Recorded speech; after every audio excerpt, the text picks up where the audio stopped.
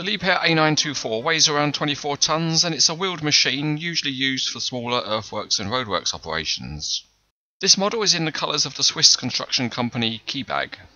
The model comes in a typical Liebherr branded box with a nice photo of the real machine but no information about it. And when you pull out the trays inside and lift the lid, the model's wrapped in some nice soft paper. That paper protects the paintwork a bit and it also gives you a couple of minutes of fun as you try to separate it from the model. There's no assembly to do because the model is complete out of the box, but there's one last bit of fun left in the packaging, and that is to remove some tape which secures the pins that hold the bucket.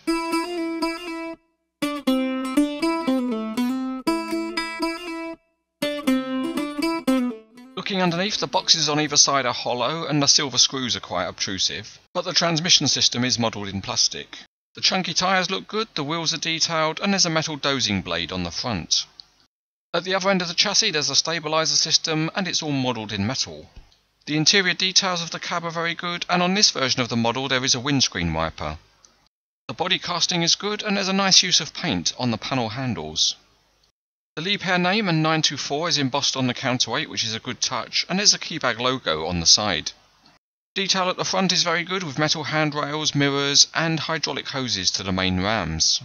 Up on top the engine cover has grills and there's a whole bank of hydraulic hoses leading up the boom. The detail on the boom and stick is very good because the connection rivets are painted and the hydraulic pipes are highlighted in silver.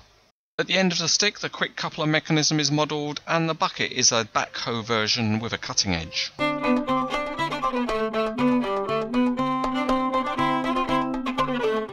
Time to give the A924 a spin on the test track and it motors along just fine in a straight line.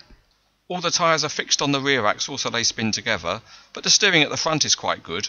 You can set a reasonable angle and it steers nicely. There's a dual purpose blade at the front which can either act as a stabiliser or can doze material along. And at the rear there's a conventional stabiliser beam and the pads fold down. The cylinders that control this are very stiff, but it does mean that they can easily support the weight of the machine up on the pads. And that leaves the wheels spinning freely. The rotation of the body is fine, it's smooth enough without any rocking about. After all that spinning around it's time to get digging, and as usual for NZG models the mechanism for controlling the boom, stick and bucket are very good. The range of movement is very good and the cylinders are stiff enough so you can set the model in any pose that you want to display it in. However, if you're the sort of person that likes a nice tool, then this is a particularly good model. The bucket's got an interesting side-to-side movement so it can be used for grading off slopes. And if you push the pin out, the bucket is removable from the quick hitch. That gives some more interesting flexibility as to how the model is displayed, and in theory at least you could fit different attachments. So now we'll mount up the machine and see what it's like loading up a truck from the Kibag fleet. It reaches and discharges fine, although why the CranesEtcTV team are using this type of bucket to dig rocks is anybody's guess.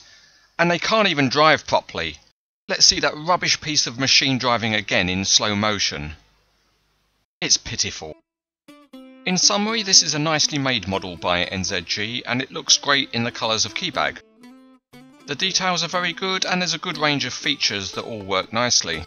If you like wheeled excavators, then this one is highly recommended.